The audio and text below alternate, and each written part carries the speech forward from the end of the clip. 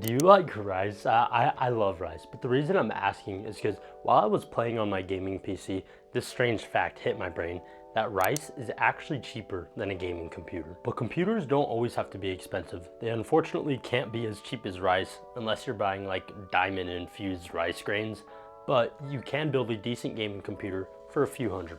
And that's what I did. I built this one right here for $218 and some change. But the real question, should you?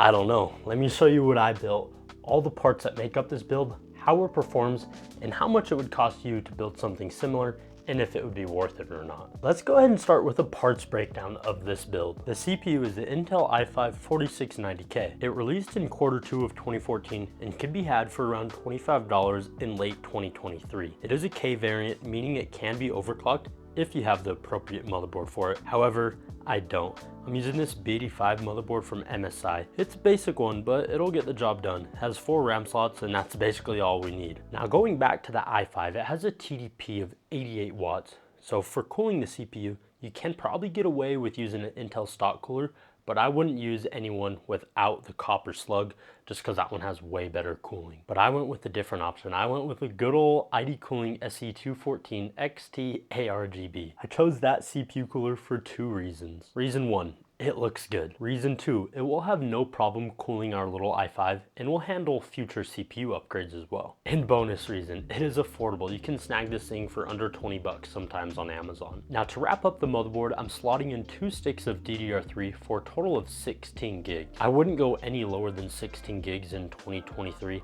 and with this motherboard having 2 extra RAM slots, you can always upgrade to 32 if you wanted to. Now for the case that's holding all our budget components, I went with a pretty nice looking one. It's a BitPhoenix Nova Mesh ARGB. Now I could have went with something cheaper and put the savings towards like a better CPU or better GPU, but there's a reason I went with this, and this is because I'm actually going to be flipping it. It's for my coworker. He said he wanted a little budget build for his kid for the holidays.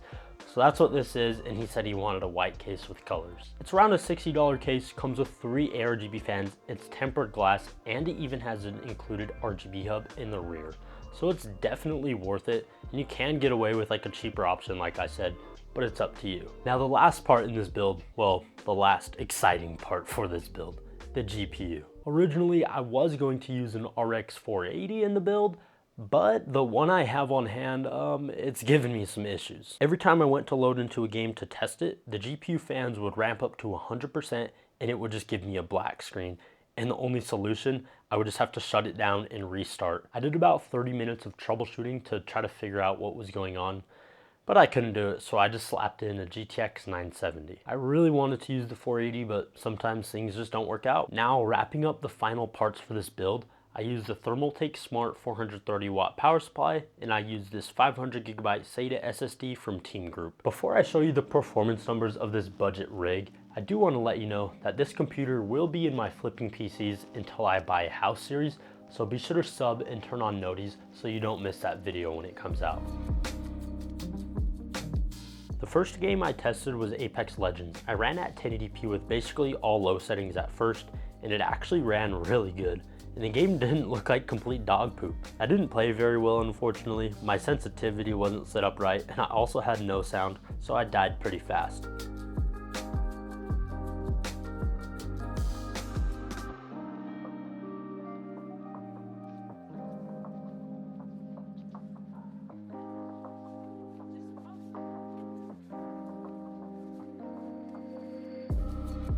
I decided I definitely had to redeem myself, so I ran another game. The system was averaging 95 FPS at low settings, so I decided to bump it up to high settings, and it still handled it very well. The visuals do look better, and what's awesome is we were still averaging above that 60 FPS mark.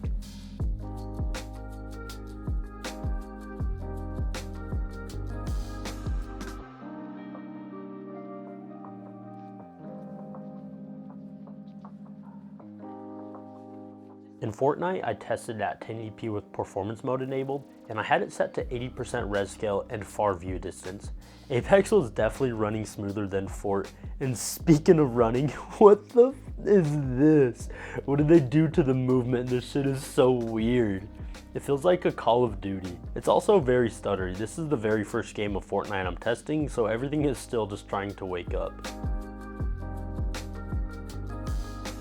Wow, we traded. We have to run that back. The first test, the system averaged 132 FPS. I noticed the frames were all over the place, so to hopefully make it more smooth, I'm capping it to 144 FPS. And it definitely ran smoother than the first test, and this time we averaged 103 FPS.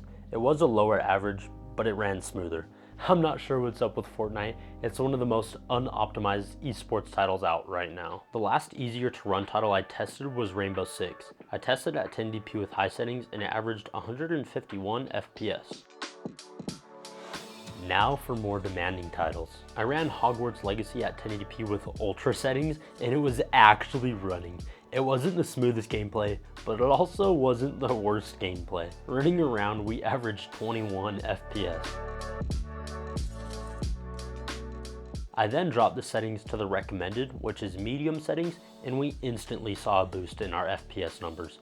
With medium settings, it averaged 40 FPS. I would say that it's perfect, especially for a story mode game where you don't really need high FPS numbers. As long as you're above 30 FPS, it will be pretty smooth. Now the last game I tested was Cyberpunk. Similar with Hogwarts Legacy, I first tested at 1080p high settings and then with lower settings. At high settings, we averaged 17 FPS. It was choppy, but the game looked great.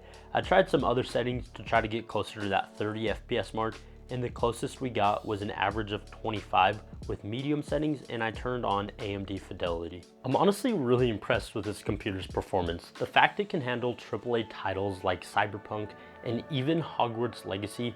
Sure, it's not 60 FPS, but hey, it's still playable. So how much would this thing cost you? Well, roughly around $270. I got all the parts that I used and I got them on eBay, found the average prices, and that's what it tallied up to. So I will have everything that I used linked down below for you to check it out. But anyways, if you enjoyed the video, smash that like button, subscribe to the channel if you loved it, and I will see your awesome face in the next video. Peace.